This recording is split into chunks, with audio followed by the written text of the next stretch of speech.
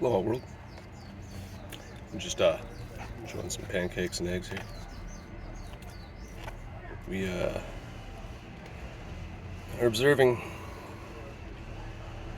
a very interesting flux in the social atmosphere, where the gap of disparity has grown such that those at the bottom are vast and extremely desperate,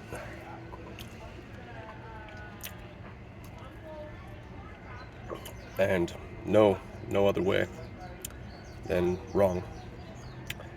I've been living with these homeless people for 8 months on Hawaii now, and I was literally told yesterday by this boy from Hilo, bartering, stealing, doing whatever you can to get by. That's all we know. I was like, dude, that's not all there is. It's honest, hard work. He said, come with me and climb coconut trees. I'll teach you how to climb coconut trees safely. Everyone's afraid of heights, so it's just not easy. But I've been playing a lot in the market, and I've realized a lot of pretty intrinsic, critical strategies that the ultra-rich have employed over the years silently, and not so silently. It was a rug being pulled that caused the Great Depression. How many lives were impacted? How much did the course of history change because the greed of a few had to be fulfilled?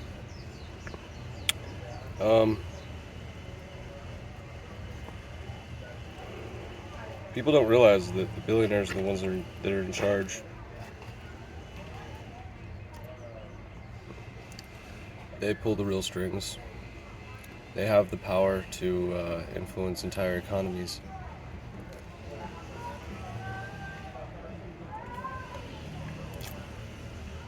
And while I have observed how an economy can be formed and diminished in the course of a very short period of time,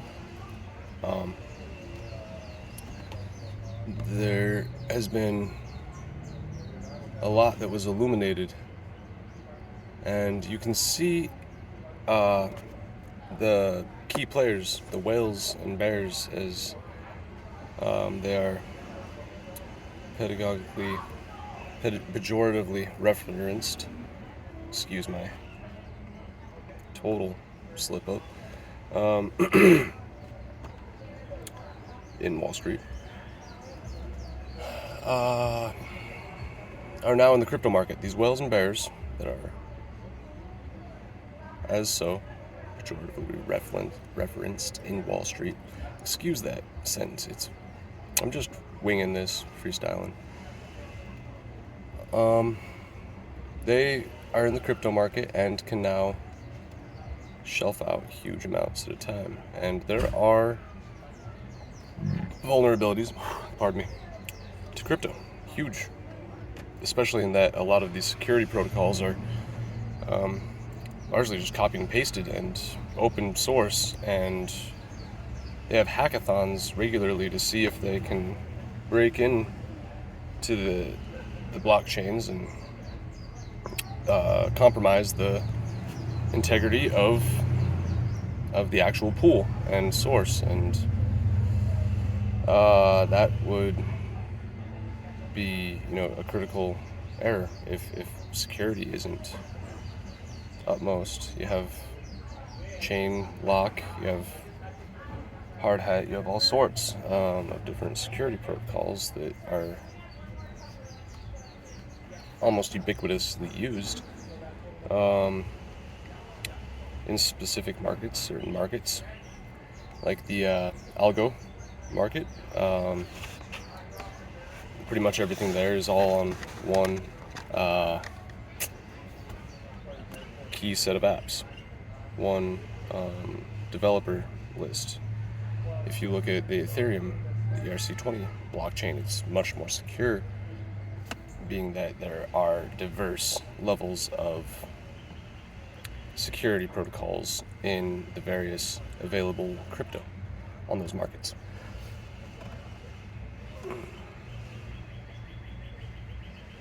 Let me go back to rugging, to pulling the rug on a stock. That means someone's in there that has enough weight, enough, the majority maybe, or even like 10% of the stock, and they dip out.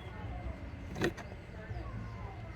price will drop proportionately to their withdrawal or their short selling, all dependent upon what it's being sold at. And that seems to be happening in some crypto markets, but you can see largely everything's being depleted because the holders just want lunch. Kind of sad that no one can sit and wait. I'm all sweaty from my pancakes, so still got some left. So classically, stock was held in the majority by board members and executives of the company, which had a vested interest in seeing that company's stock rise and succeed. So they had no reason to rug or sell. They want to stay invested. The more they have in, the more valuable their stock. It's obvious.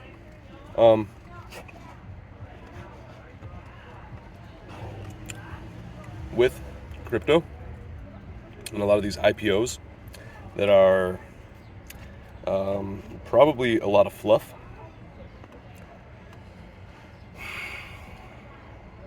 there's no vested interests. They're like ghost companies. The only interest is that of the individual or individuals who are the majority holders.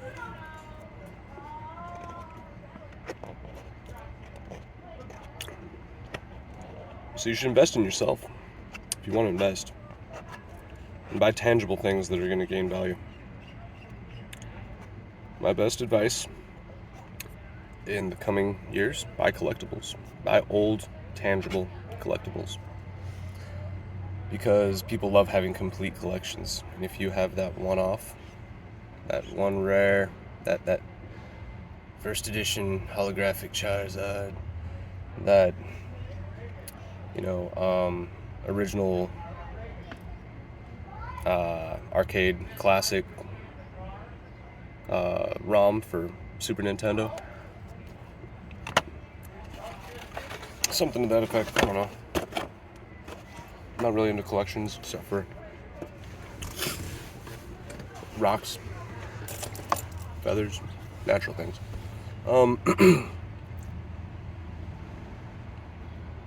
That would be everyone's wisest choice, and that's all dependent on the value of the dollar holding. So we have to balance our investments in tangibles, our sentimental property, right, and our liquidity, our available spendable funds. Because if we don't have fluid in the market, if nothing's moving, then it comes to a standstill. Stop. I don't know, maybe that's too much of an assumption. I wish you all the best. These pancakes were spectacular. Ran out of coffee ages ago. My pancakes were cold. I had to go in the bar and warm them up because I just spent 5 hours looking at the market and learning things. And yeah, I lost $2,000 in the last month and a half. But I implore that you all go read If by Rudyard Kipling.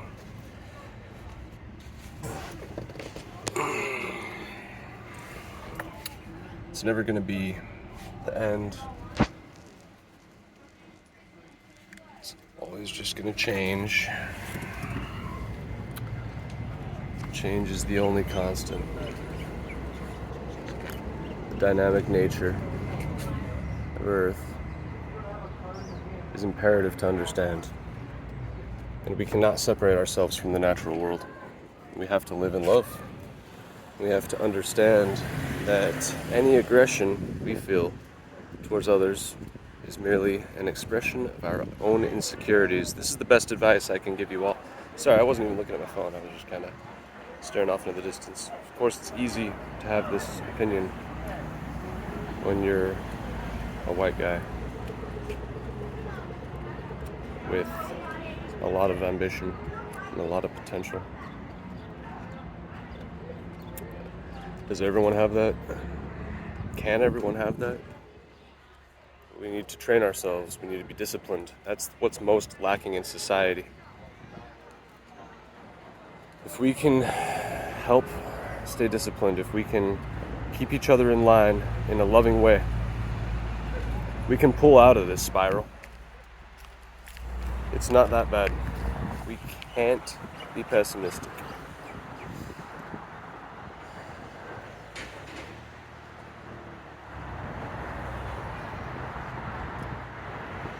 Look in the knowledge of the ancients.